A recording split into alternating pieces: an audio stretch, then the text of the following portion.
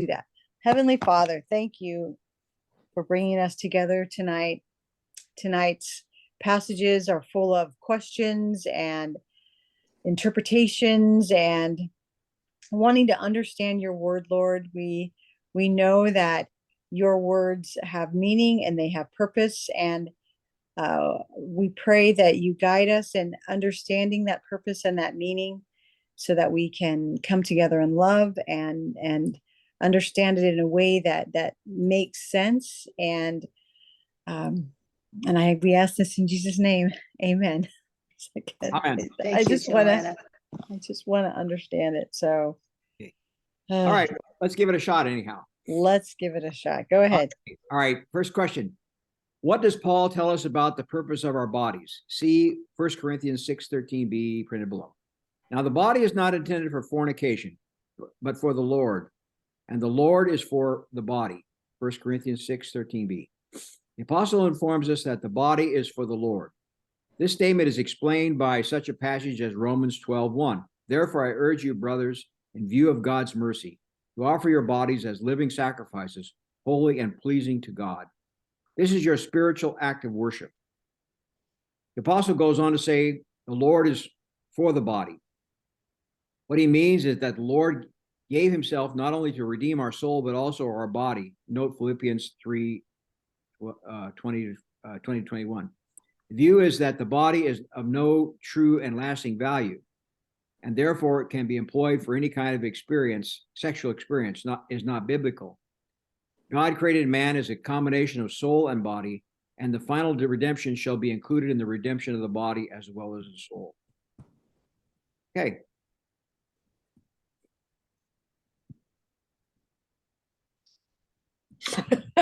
Pretty straightforward. I mean, the body and the soul are connected. We're very good about I think addressing the soul, with mindfulness, understanding, meaning, but the body seems to be more, we look at it as the outside, the flesh, and for some of us, we are self-destructive with that.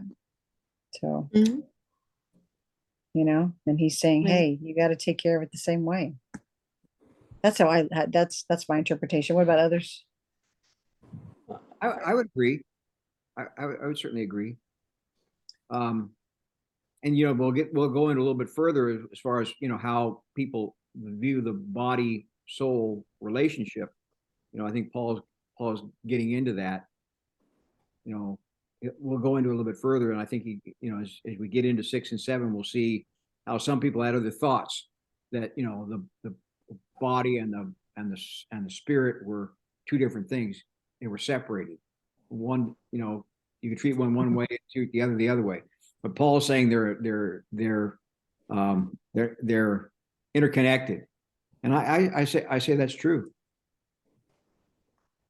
Yeah, and I think it's interesting to have there's different ways that they talk about intimacy. There's fornication, there's the sexual experience, things like that. So when I think of fornication, I think of something where the soul is really not connected. Whereas if we're consummating our vows or our marriage or something for the purpose of joining as one body, that's not fornication. That's something where the soul is connected to that. And so I think that that's what I'm hearing in this as well, is that it's not fornication is defiling it. It's disrespecting what the Lord has given us. So I agree. I know, but when you read all that passage, it's like if you have sexual relationships, you become one, no matter if you're married or you're not married. It's just a fling. So, But no, and again, right. Bring up a good point, Pam, for sure. Right. But the same thing, a fling is a way of disconnecting, when we have one night stands and things like that. Yeah. That's disconnected. And where sex was intended for connection, for another form of intimacy, that's shared between two people in the deepest of deepest of love, of connection, of, where procreation, I mean, again, when you're created in love, I mean, that's the ultimate to me. So that's what I hear him saying. So yeah, I appreciate you adding on to that. Well, I think what Pam's saying is we're going to get into it in number 2 here a little bit more. Okay. Who'd like to read number 2? Oh, it's short. I'll do it. Okay. I like the short ones. Okay. What else does the apostle tell us about our bodies in verses 15 and 19? Do you not know that your bodies are members of Christ? Shall I then take the members of Christ and make them members of a prostitute? Do you not realize that your body is a temple of the Holy Spirit who is in you, whom you have received from God? You do not belong to yourself. In verse 15, the apostle further emphasizes the significance of the body by reminding us that as Christians, our bodies are members of Christ. Not only our soul, but also our body belongs to Christ, is inhabited by his Holy Spirit, and shares in his spiritual life. Mm-hmm. When I see the word prostitute, I know that Mary Magdalene there's all kinds of controversy as to what her job was at the time, how she was taking care of herself, how she was financially supporting herself. But I think that there's a reason that she was in, that Jesus brought her into the fold with the rest of the disciples. And I firmly believe that. And the reason that she was the first to see him, even though she didn't recognize him when he resurrected. So yeah, there's just a lot of what we're reading tonight that they have to figure out what all this really means. So, but like we said before, the body and the soul are connected. You can't use one for one for something else. And, do you know that your bodies are members of Christ? Shall I then take the members of Christ and make them members of a prostitute? God forbid. But let's look at it in its historical context too. From what I read, and I hope you all have been getting what I've sent out from the. Mm-hmm. Okay, I like it because I can read it better. The print's too small for me on the other one, so when I put it in photo, like Loretta had recommended, it's a lot easier for me to read. So it's just cool, and I can send it to everybody. And this is, the church, the book belongs to the church, so it belongs to everybody. So just share it. And it's short; it's very concise. But the thing is if you look at it from an historical context, in Corinth, there were temple prostitutes. Right. They would come down from Athens, right? They were coming down. Well, they were temple prostitutes, and it says in the commentary there that they were slave women, right, attached to the temple of the pagan gods. Yep. Mm-hmm. Okay. So the thing is, what Paul's saying here too, he's looking at it from that point. He says, okay, if you join yourself with one of these prostitutes, these temple prostitutes, you're joining yourself with that god. Okay. Oh, got it. Yeah. I didn't read that. I'm yeah, that's, yeah.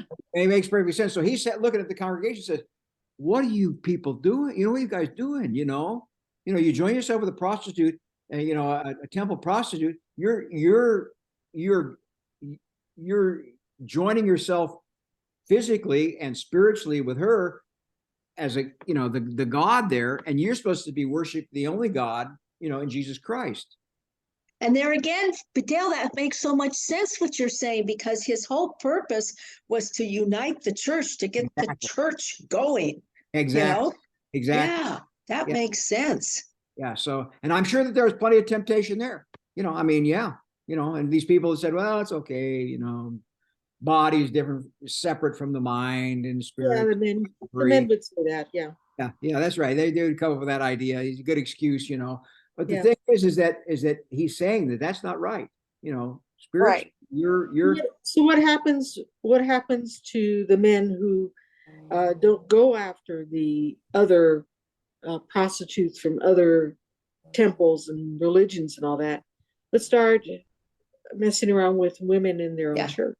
Well, Yeah. now that, you know, Is see, that what- the thing is too, you know, what Pam's saying is unity, you know, okay. Yeah. So if you're having an affair with somebody in the church, that's not good because people know about it. And the thing is that, you know, Paul's saying that you should have your own wife.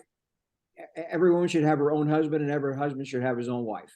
You know, he's saying that, and it goes back to Jesus saying, you know, the two shall become one flesh. So you're basically violating that commandment was laid down by Jesus. Okay. So what do you do with divorce? Pardon? What do you do with divorce? Well, now we don't get into divorce. We're just looking at, we're looking at what Paul's saying here in terms of unity in the church. Mhm. Unity in the church.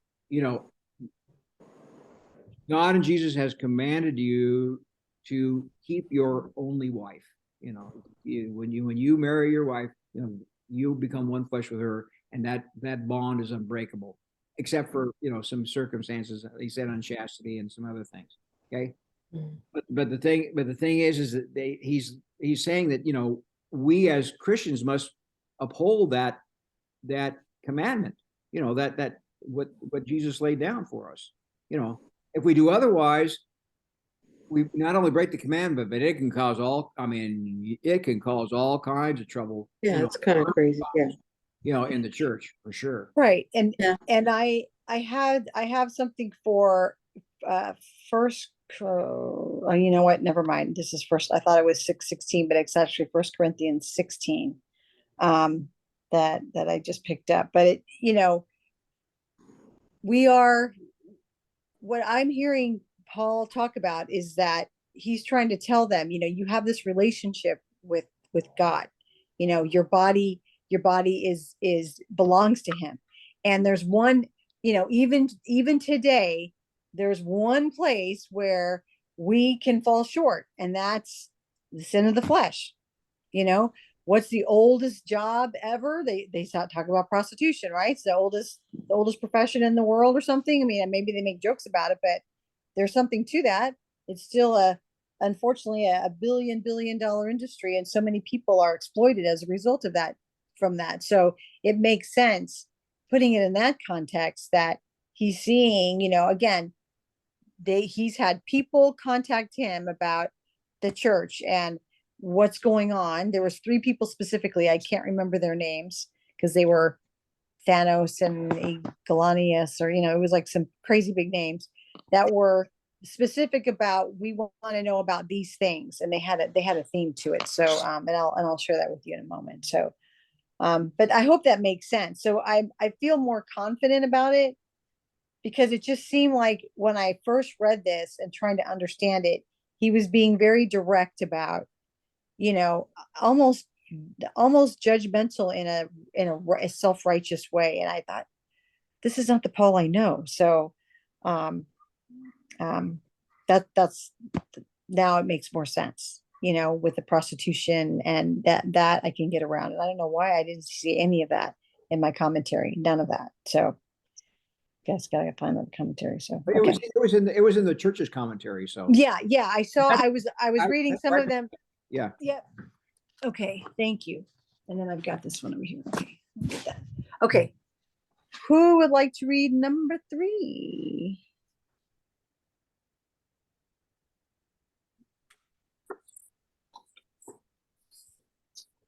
Okay, I guess I'll go ahead and read it. According to 1 Corinthians 6:16, what happens when someone engages in the sexual act? Do you not realize that he who has intimate relationships with a prostitute is one with her in body? For it says, the two shall become one flesh. In verse 16, the apostle reminds the Corinthians and us that he who has intimate relationships with a prostitute is one with her in body. The man who has a sexual relationship with a prostitute becomes one with her in body. To indicate the profoundness of this act, the apostle refers to Genesis 2:24, and man will leave his father and mother and be united to his wife, and they will become one flesh. When a man and a woman engage in the sexual act, that there occurs a profound unity in which they become one flesh. There is the uniting of bodies and spirits, resulting in the experience of a unique oneness. This profound relationship that God intended exclusively for marriage, and that is on a human level a model of the Christian's relationship with Christ, must never be cheapened or abused by engaging in any type of sexual immoral act. Note that whereas verse 16 refers to the committing of a sexual act with a prostitute, verse 18 speaks in the broadest terms when it commands us to flee fornication. Fornication is a general term that covers all acts of sexual intercourse outside of marriage. It keeps So, just yeah, saying yeah. prostitute. Does that mean Mhm. for me, John and I, marriage, I don't look out. I don't care. People wonder, go, do whatever. Married to John. But here it keeps saying prostitute. Now, is that the only case? Or were there single women, single men, and this thing was happening, but there was no money being passed or anything like that? Yeah, and I can see where you're going with that, but Yeah. I think that he really presses on two shall become one. So Yeah. he refers to prostitution, but I honestly believe it's anything outside of a marriage. That right. Yeah, So especially when you go on and read Yeah. the next chapter. Yes. It's like it's yes, it becomes very explicit. And again, it's I love how it brings home the sanctity of this act. It is not to be exploited. It is not to be cheapened. And when we only look at it from a pleasure principle, uh, you know, uh, from that perspective, then it does cheapen it. That's not how God intended it. So, and how do you, but he also, this is an act that gives a lot of pleasure. So it is, which makes sense that, of course, if you're going to be married with the same person forever, you better hope that it's going to be something that's pleasurable that you want to, engage in and whatever. However, but don't exploit that. Just because it feels good doesn't mean you get to go with whomever in whatever context and and disrespect the act that I've provided that gives you what it gives you. So I really like it. I really like that a lot. A lot. And yeah, the prostitute, and I would think that putting that in context at the time, I mean, I can't imagine that there weren't people who were married to each other that were not having intimate relations with people they weren't supposed to, that weren't prostitutes. I find that very hard to believe, but I'm sure it was happening all over the place. So I don't know. What do you think? Does that make sense? Well, I certainly think so. And I just go back to the idea. I mean, I don't care if it's in a church or if it's in a company or, some sort of organization. When you have, married people, going outside the marriage bond and, having relations with other people and so forth, it's a real, people get caught up in these things and it creates all kinds of problems, Yeah. emotional problems and social problems for the organization, company, whatever. See, I've been involved with it myself, having this kind of stuff happen, and you're there to do business. Let's get the business done. This is not what we're supposed to be doing here on the job. Okay. All right. So the thing is, Paul's saying, okay, this is a church. These things are going to hurt the unity of the church. Imagine, you have illicit sexual relationships between married couples. The members of married couples and so forth. It really hurts the church, and word gets around, and so then it really causes a lot of disunity. Well, he has that one phrase, and I'm not going to say it right, but it's something like something might be lawful, but it doesn't mean it's Not beneficial. beneficial. Yeah, it's not lawful, but not beneficial. Yeah, and we'll get into that too, but that's very Yeah. true. Mhm. Yeah. That's very true. And I do agree, stuff like going on in church, it can destroy the church. Yeah, it sure can.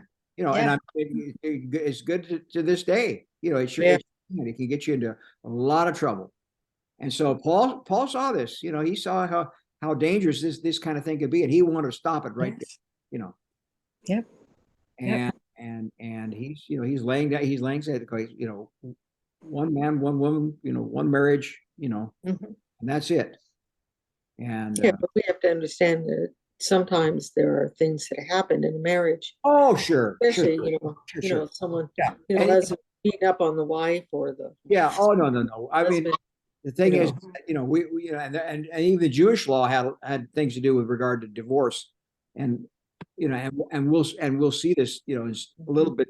Paul touches on this a little bit going forward, but the thing is that, you know, he said the general rule, you know, is okay, you know, and you know, there's always You're things. celibate unless you're married. Yeah, exactly. Yeah, and so there's exceptions, but this is the general rule. So Mhm. I think he's trying to keep the ship on the straight course. That's the whole thing.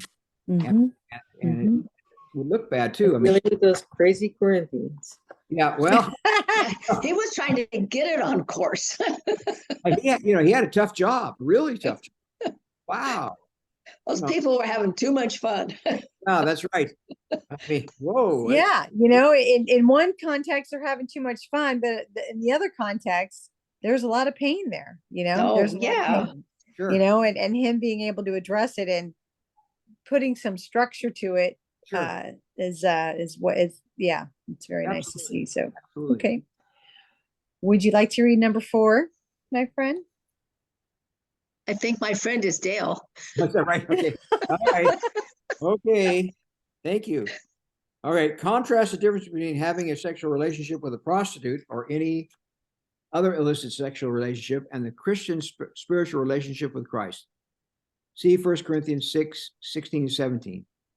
Do you not realize that he who has intimate relations with a prostitute is one with her in body? For it says, the two shall become one flesh.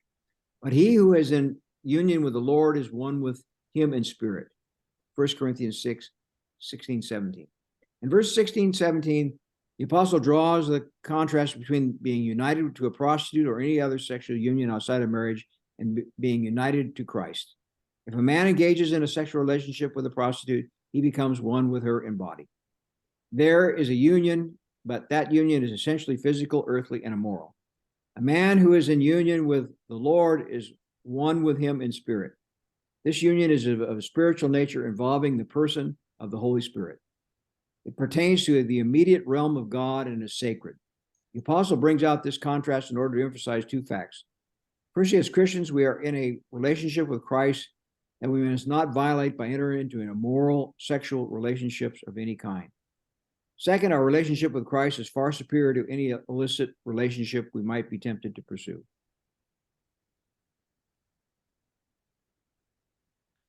Yeah.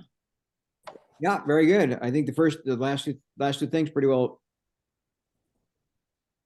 Mhm. the essence of the whole thing. Relationship with Christ, we must not violate by entering into a moral sexual relationship of any kind. And second, our relationship with Christ is far superior to any illicit relationship we might be tempted to pursue.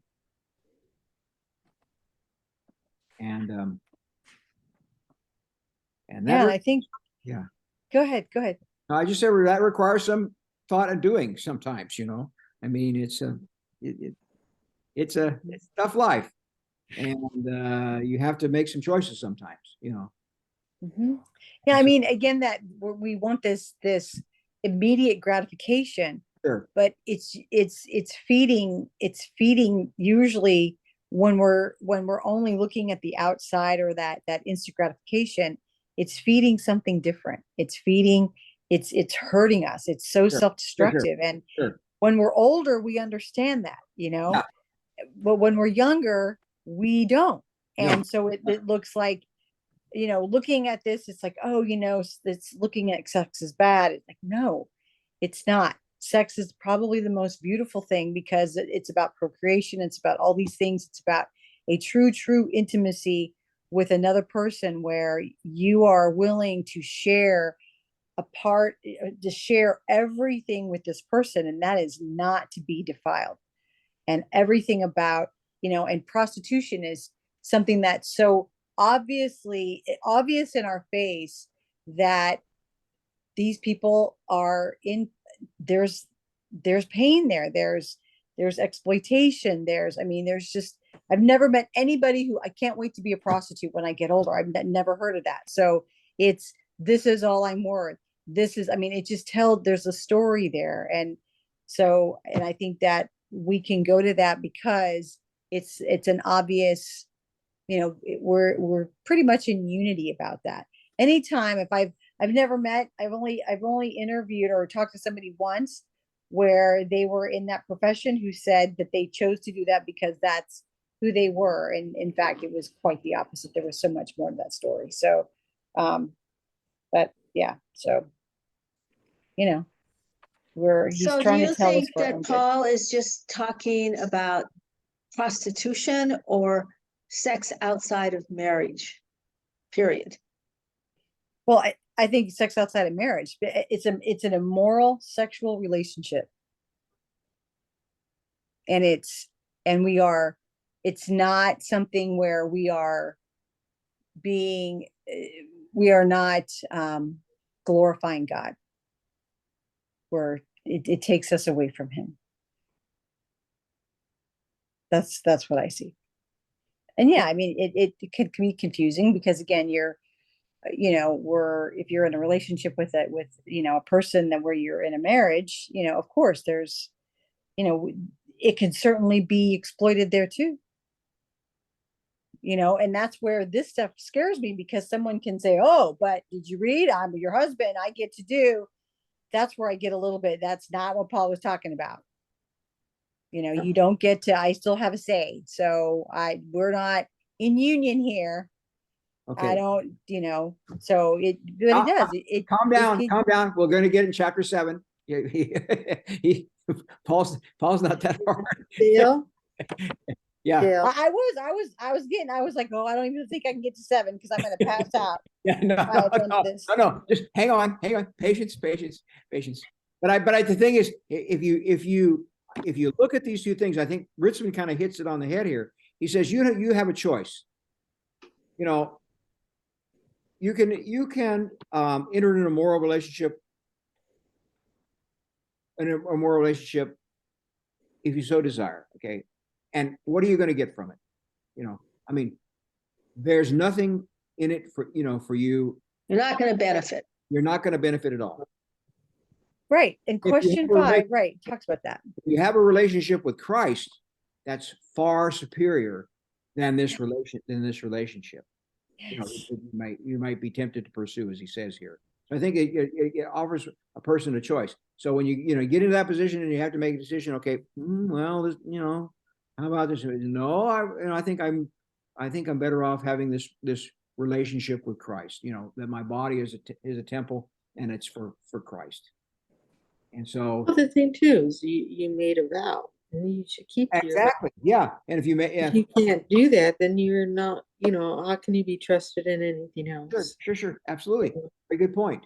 And what, you may think, oh, this person, but what's going through that person's mind? You have no history, though, nothing. You just kind of, it's just like, why? Yeah. Why destroy and there's so much more, right? There's so much more to the act of this physical act.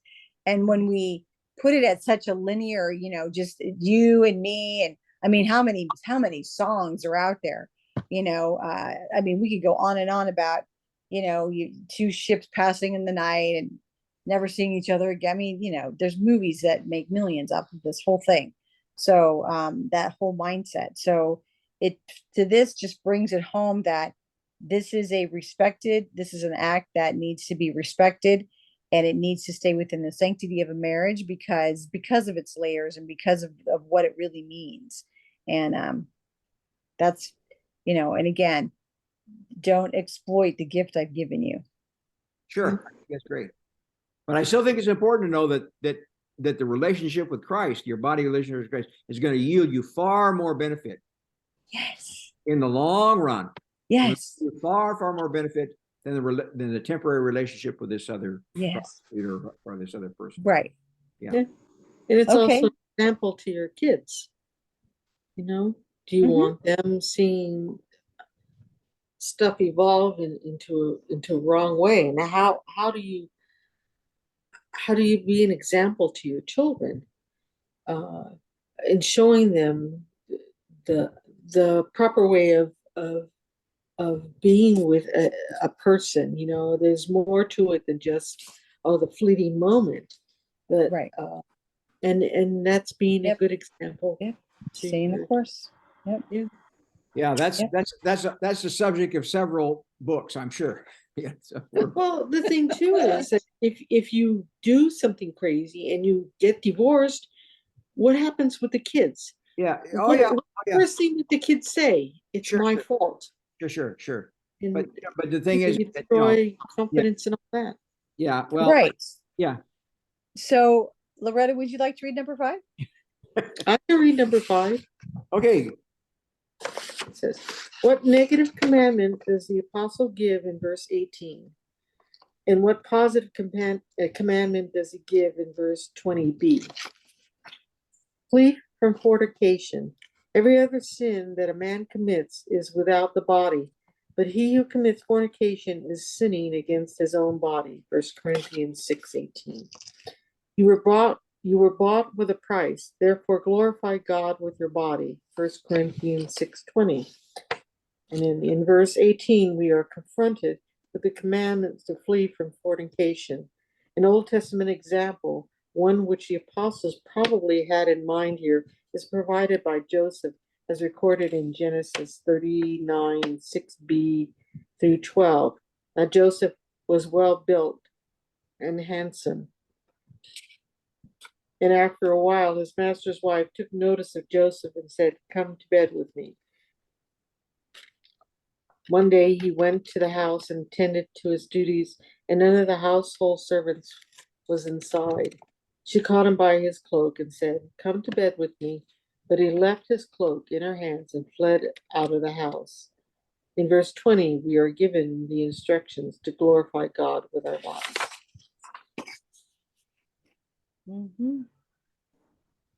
You really got lucky, Loretta. You drew a good one. Look at the draw. Yeah, and again, it starts all the way in the beginning, right? All the way in Genesis. And I think about the people that God has used as examples for us to follow. And there are people that, the writer of some of the Psalms, right? David. Oh yeah. How he had his brother killed so he could marry his wife, or send him into the front lines. So I'm thinking, he was definitely doing something there. And yet here we are, but he was redeemed. He was forgiven. He turned from his ways, obviously. So when I think about people that divorce or people that have done these things, and if they recognize what they've done, they obviously have a chance for redemption. So, because we are human. So, flee from fornication. Every other sin that a man commits is without the body. And I thought about that. Well, when you kill somebody, isn't that with your body? When you commit murder? I think I've watched too many movies. I go into the prison too much. It's even with David. What did he do? He sent him to the front lines for what? For somebody else to kill him. So the blood isn't on his hands, but the thing is, it was in his mind. Sure. But sure, right. So it's still in the body. Right. And in that, but if we take away from that, even if you look at Paul, when he was Saul, yes, he was killing people. He was So I just find that an interesting statement it's not without the body, but he who commits fornication is sinning against his own body. So I guess because the act is I'm like, God, I thought killing was too, but see, that's where I get a little confused. But Well, think I of it. thought, Dale will save us. Dale will save us. Go ahead. Yeah. I think one of the things is that when you have sex with somebody, you're actually sleeping with everyone else that that person has ever Oh, and you you just have had to ever bring that slept up, with. Loretta. I'm sorry, but it's part of, so That's true. you Yeah, don't there's a want. lot of danger in that for sure. Yes, A lot of risk. yes. Let So- me bring up something here that I thought was really interesting. It's a little bit off the subject, but I think very germane and very, very, very Okay. central. I mean, to the center of the whole concept of our belief in Christ. And one of the things that he says here is that you were bought with a price, therefore glorify God with your body. And I looked at in my commentary in my annotated study Bible, and I'll read what it says here for that particular thing. He says for chapter 20, Paul draws upon the custom of sacred manumission. What's that? And then it says, the slave whose freedom was bought with a price, with money previously deposited in the temple treasury, was regarded as a property of the God. So if you were a slave and your freedom was bought with temple money, you belong to that God. So what they're saying is that you were Christ's death purchased you, purchased your freedom. Yes. And so you are therefore a member of Christ. Mm-hmm. His death ransomed you and purchased your freedom from sin. Okay, and so therefore, his body, your body belongs to him. Mm-hmm. And so if we look at that, that whole concept, that's one thing I really have a hard time wrapping my head around sometimes, is that idea, and that that you were purchased, God, Christ died for you. But I'm sure that it goes back to the old idea of ransoming, paying the price for a slave or a slave's freedom. And and we look at God as paying the price for our freedom.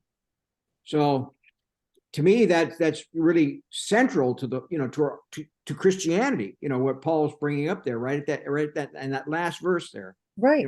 Right. You were we're no longer slave to the world. Right. But the thing is, we were purchased. We had a price on our heads. Dale's worth 50 cents. Okay. God gave up 50 cents, and he bought Dale. Okay, fine. Now I belong to him. Yes. But I that just hit me as being real central, and one thing that I wrestle, theologically I wrestle with a lot. Mm-hmm. So there's more to it than just the idea of these relationships that we're dealing with here. And I think Paul's he's homed in on this. He's right. He's really homed in on this. Right. Well, it's just as important back then as it is today. Oh yeah, that's the thing that yeah. The in my view, I mean, the some of the problems he's dealing with are not too much different than we've got today. I mean, he's just different set of circumstances. Mm-hmm. That's why. Yeah, I mean, I wasn't stepping foot in a church 13 years ago. I was like, nope, they're gonna take one look at me, and I was in a bad way. But hence the reason yesterday was such a big thing too. Was absolutely. Look at me now. You stop drinking, and your life changes. So, yeah, I'm very, very, very blessed, very grateful, very grateful. So, well, you're very, very loved. thank you, Loretta. So, we have about 11 minutes left. Do we want to go into this, a couple of these questions, so that we can get to 8 o'clock and go, what do you want to do? Unless we want to finish up this in Easter, I think we better proceed ahead. Okay, so let's, so go ahead. Okay, Go it's my ahead, turn, Joe. right? Yes. Okay, I always get the first question. That's pretty good. Okay. All right. So what mutual obligation do a husband and wife have to one another? See 1 Corinthians 7, 3-4. The husband should fulfill his marital duty to his wife, and likewise the wife should fulfill her duty to her husband. The wife's body does not belong to her alone, but also to her husband. And likewise, the husband's body does not belong to him alone, but also to his wife. 1 Corinthians 7, 3-4. According to verse 3, within the marriage bond, each partner is responsible to fulfill his or her obligations to their spouse. The obligation that the apostle emphasizes here is primarily the sexual obligation. Each partner must seek to meet each other's sexual needs, so as to avoid causing their spouse to become especially susceptible to the temptation of committing fornication.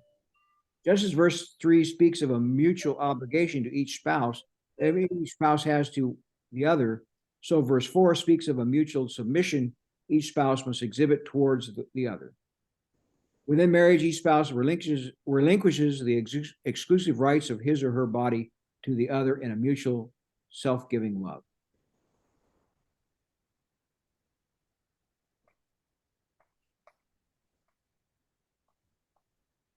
Okay, now are you going to get mad at Paul here? I mean, he's really, if you look at, and I'm just surmising here, if you look at it historically, the man, he had all the rights, okay?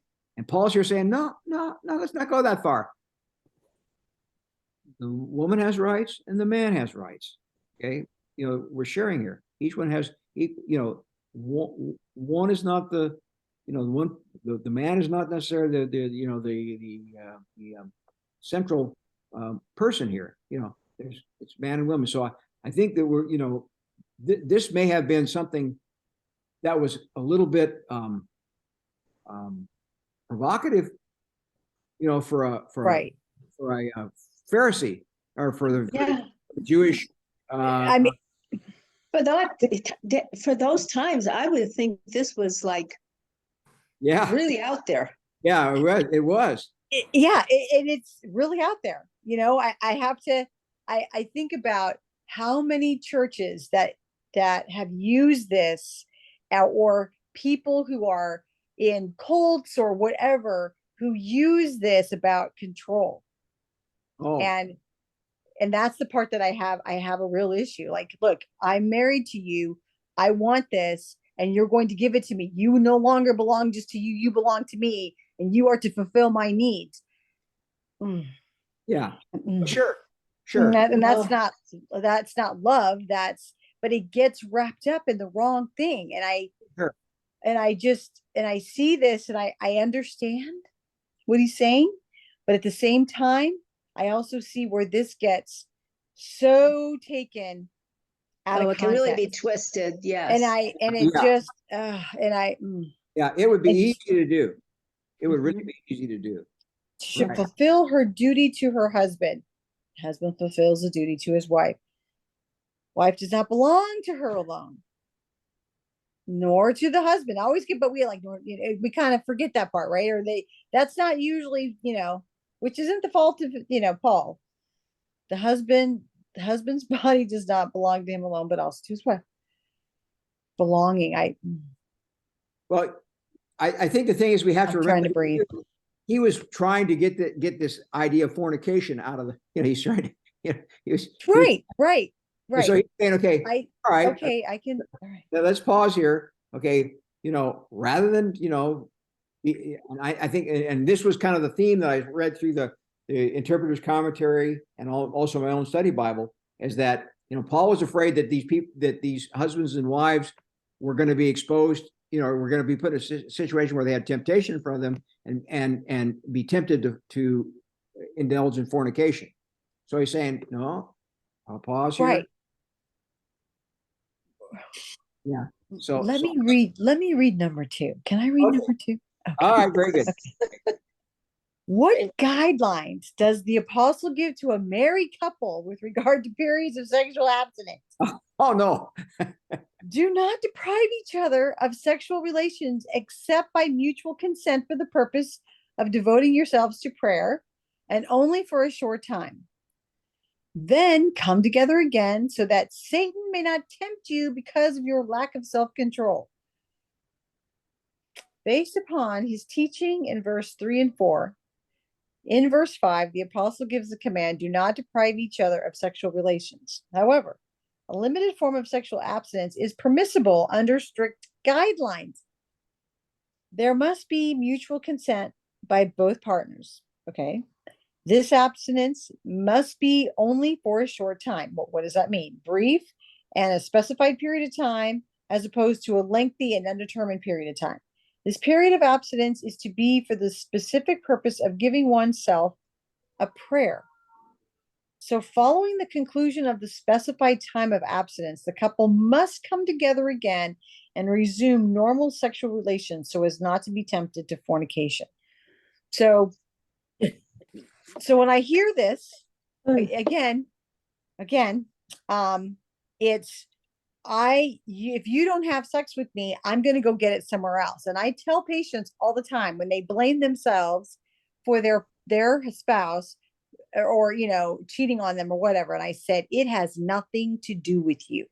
That has to do with them, their soul, their spirit, whatever's going on with them. It doesn't. And so this again gets, I like that it says mutual, and most of us, I know that I've been married probably the shortest time out of all of you, I think. So what am I, 20? I'm on 27. How old does it carry the 5? 27 years. So, it's been a minute. And having that relationship from year 5 to year now is completely different, as I'm sure that you can attest to as well. And where these kinds of conversations are really a moot point, right? And again, I don't want to get too personal, obviously, or, expose too much. But the point of that is this puts a lot of pressure on the other person. And I'm having a real hard time with that. Well, let's go back to history again, or the situation that Paul's in. Okay. Okay. I'll hear you out. I'll hear you out. Yeah. He's got this situation where he wants to keep everybody on the straight and narrow. He's saying, okay, you want to give up sex for a little while? That's fine, for mutual prayer and so forth. But don't overdo it. Don't overdo it. It's better that you be a happy married couple than be looking at trying to go outside of marriage for something, because again, he's right. Concerned about the unity of the church. He's right. Right. And sex is an important part of a relationship between men. Yes. But I bet the thing is that if we take it out of context, I mean, you can do all kinds of damage with this thing. Well, I don't know how we're taking it out of context, Dale. Yeah. Well, I'm not trying to take it out of context. I'm trying. Yeah, and I like how Pam isn't saying anything. Miss Neutral Switzerland. so tell us, Pam. Get some light on yourself. No, well, I think I just have a problem with Paul, and to be honest with you, in a lot of ways, but I'm trying to look at it from Dale's point of view in that. Don't look at the specifics of it. Look at what his goal was. Look at what he's trying to achieve, because this is very offensive. I mean, frankly, it is, but he had a method to his madness, I think. And it's yeah. Yeah. I can agree with you, And don't forget, you're also dealing with young people. I mean, people didn't. Well, they died earlier than we did. They didn't live as long as this, so their lives were a lot shorter. But yeah, as I said, as what I did when I first was listening to the first question, I will do to this one. Ay, ay, ay. This drives me nuts. I think the understanding that a lot of times, I'm sorry, that men sometimes have problems. And then women have go through menopause, and then there are things that, you got 16 kids, you don't have time. You got 16 kids to take care of. I mean, life puts you in a crazy Mhm. bind. I have one child and I'm like, oh yeah. But I I'm not happy with Paul either. I think, but So, we're in a different okay, time. Understanding right, what's going We on now. are. We are. And I We think, right. understand the human psyche a lot better than they did back then, because back then they were just trying to stay alive. You're under Roman law, you're under all these, and at the time too, with the Jewish faith, women were not people, they were chattel. They look at the Old Testament and what it says, what happens with women, and we're chattel. And at times, even in nowadays, we're still chattel. And unfortunately, I have a very loving husband, and it just drives me. I'm sorry. Okay, Well, let me read this. Let me read this for just 1 second. So, the sad truth. So this is from my interpretation, and I found it after okay. It is a sad truth of human nature that hyperspirituality can often lead paradoxically to a backlash of fleshly indulgence. So when he's talking about prayer, kind of going in prayer, but again, we got to put things in context. This truth is impressed upon us each time we see another headline about a television evangelist or a church leader whose sexual misadventures have been exposed to the light. And all of us have seen more than enough such headlines in recent years to make us grieve deeply. Paul's directives in 1 Corinthians 7, 1-7. Take the measure of this sober reality. There is an inner spiritual connection between these apparently antithetical claims and behaviors at Corinth. Those who say, I am free to do anything, and those who say, I must abstain from everything, are equally setting themselves outside their God-given creaturely limitations. The attempt to escape our finitude, whether one way or the other, is bound to fail and send us crashing down. That is why Paul gives simple earthly counsel. Husbands and wives should cling together and fulfill one another's needs. All right, I can wrap myself around that. oh, So, yeah. I think we yeah, all that- can. Yeah. right. So if I'm abstaining, like when we go on these crash diets, and I'm only going to drink, some green juice for 6 months, and I'm going to lose this weight. You get into about, I don't know, day 4, and now I'm eating a whole box of chocolates in my closet where no one can see me. So I can wrap my head around that. So that makes so I can take my meat hooks off of Paul. So now I understand, and they're using the flesh as, again, if you abstain for too long, you're gonna, anything's gonna look good. So, or the potential to look good, or whatever outside of your marriage. So not putting pressure on either one of them, just saying, hey, just keep everything, keep it all in. If you have a mutual understanding, that's fine, that hey, you want to abstain or do whatever, but have it be mutual, but not for a long time, because even that, again, you might find yourself being tempted when it isn't necessary. Okay. But All don't you right, think that he's Paul, just forgiven. with all his writings, he's so, I don't want to say in your face, but he's so strong. He's so Yes. strong. He puts the bar so high. And Yep. it's just kind of who he is, I think. Yeah. I think it's the way he operates, Yeah. you know. Yeah. So he's hard to take, Yeah. but he's trying to make a point. Yeah. Well, I think he's got to set the bar high, and that was his job. Yeah. Yeah. And you're right, he does it throughout. Yeah. He's set the bar very high. he had his own idea. Well, he had inspired ideas Yes. Right. that, these are the way these things should Mhm. operate. And So I who would think like to read? Right, go ahead. I think also, if you're in one mind with Christ, then if there are times or situations that call for, hey, I'm tired. Hey, no, yeah, yeah, sure, this and that. That's something that couples need to communicate more, and if your spiritual lives are, um, if your mindset is on God, Yeah. then everything else will fall into place, Right. and you just move along. But you can't just Right. say, well, Because you right. gotta do it. You Right. can't do that. Right. If you're connected to God, then there's a way God helps us communicate what we need to communicate. So, Yeah.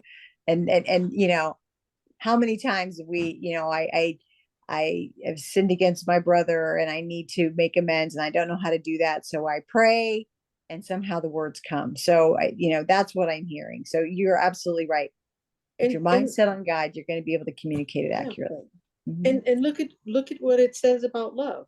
Love is, and then the Right. list of all things, Right. patient, Right. kind, and all The that. attitudes. Yep. And if Yep. you have love for each other, then those things should fall into place. Right.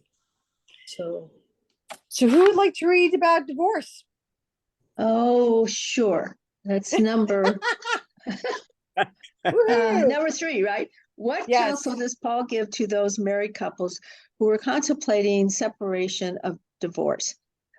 Now, to those who are married, I give this command, not I, but the Lord. A wife should not leave her husband. But if she is forced to leave, let her remain unmarried or else be reconciled to her husband. And a husband must not divorce his wife. To the others, I, not the Lord, give these instructions. If any Christian brother has a wife who is an unbeliever, but she is willing to live with him, he must not divorce her. And if any woman has a husband who is an unbeliever, but he is willing to live with her, she must not divorce her husband. But if the unbelieving spouse wants to leave, let him leave. The Christian brother or sister is not bound under such circumstances, for God has called us to live in peace.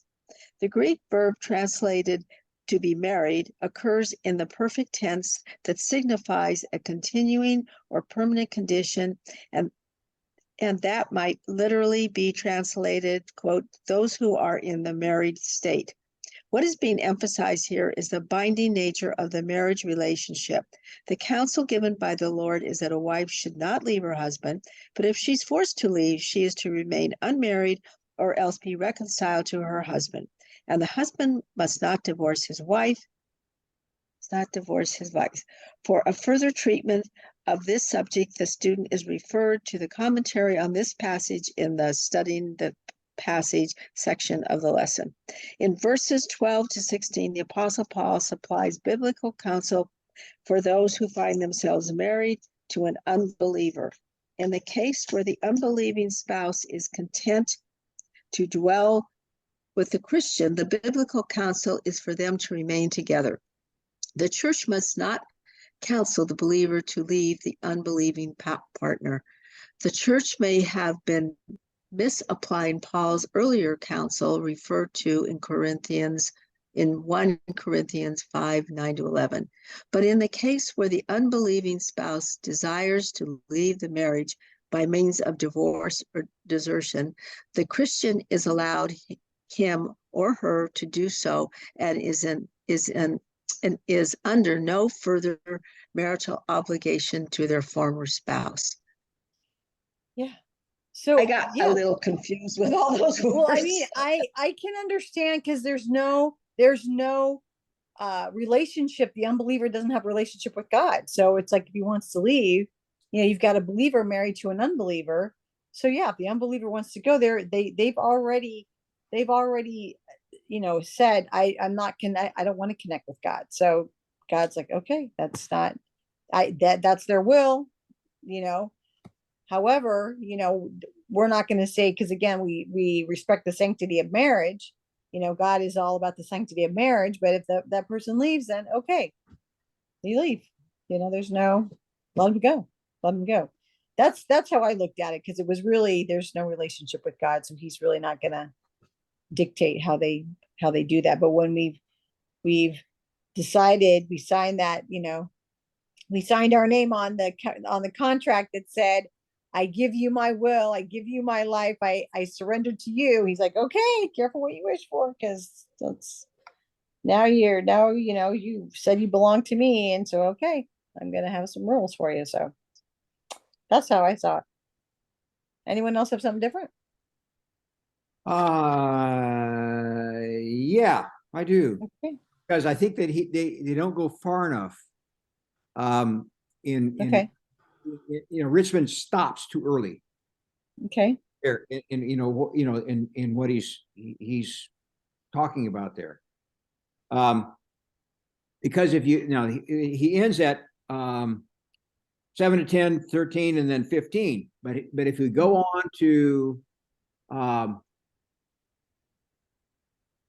okay, so 15, but if the unbelieving partner separates, let it be so. In such a case, the brother or sister is not bound. Okay. It is to peace that God has called you. Wife, for all you know, you might save your husband. That is, your husband may become a Christian. Okay. And husband, for all you know, you might save your wife. Your wife may become a Christian. True. So the thing is that Richmond stopped too early here, because he's saying that, under those circumstances, if you're, and we see this, at church All the time. The woman may be very devout, and the guy says, I don't care really. It's all right with me. But if she likes it, fine. Okay. And the same thing, if, the husband's maybe devout and everything else, and the wife says, oh, okay, well, fine, whatever. But they love one another. And the thing Sure.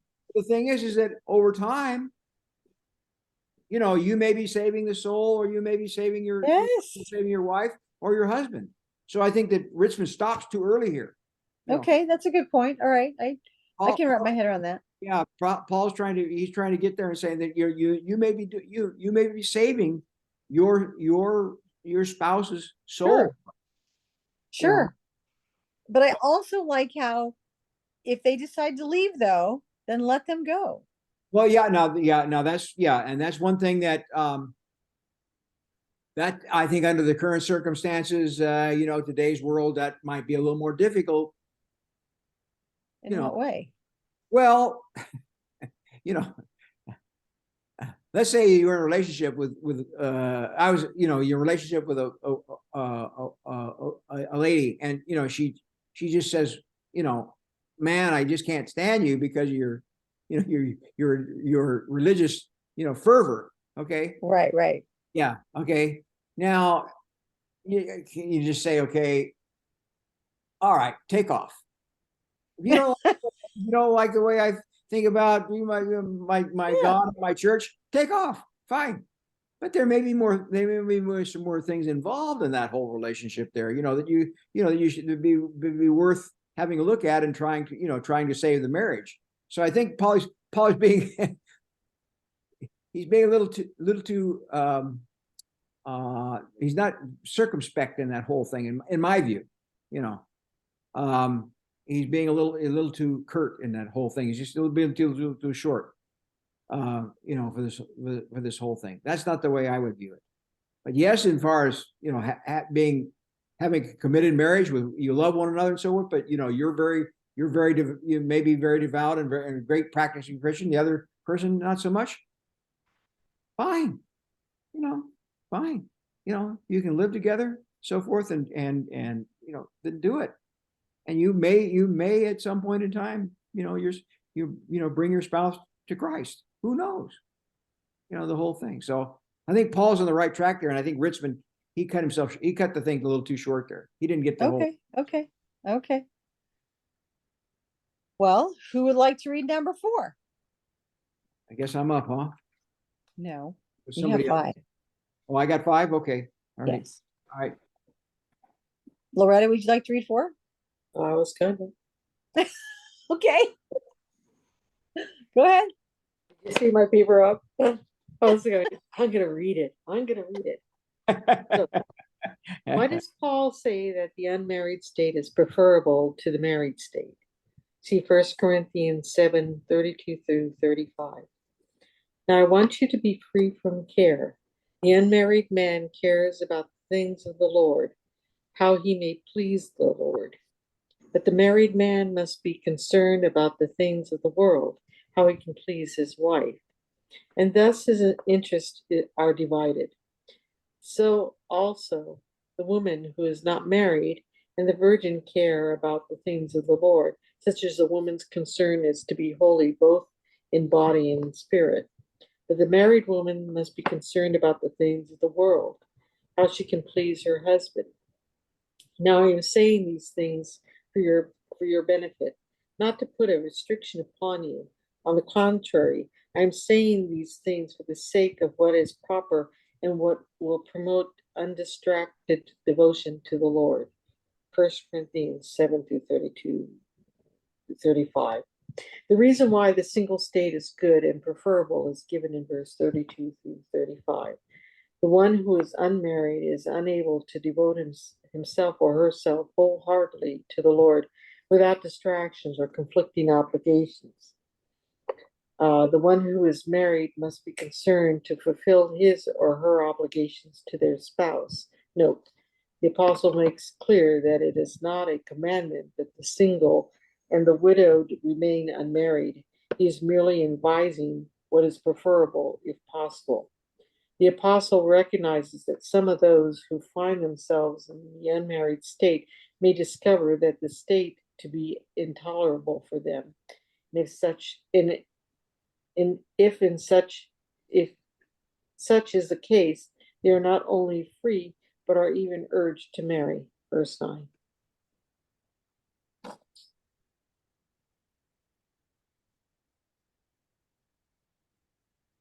Yeah, you have more time when you're unmarried to devote things that are pleasing to God, and for married, you have to you have other obligations, just like Dale said, it's divorce is complicated, things are complicated, there's layers to it, there's other responsibilities. So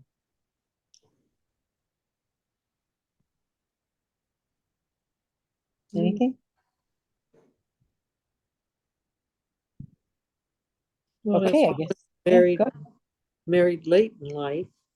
For a while, being single was nice. I mean, dealing with being in church and trying to live a good Christian life and all, not have to worry about getting up within a couple of hours because your baby's crying again, or having to deal with another person. It's like, can you please put the toilet seat down?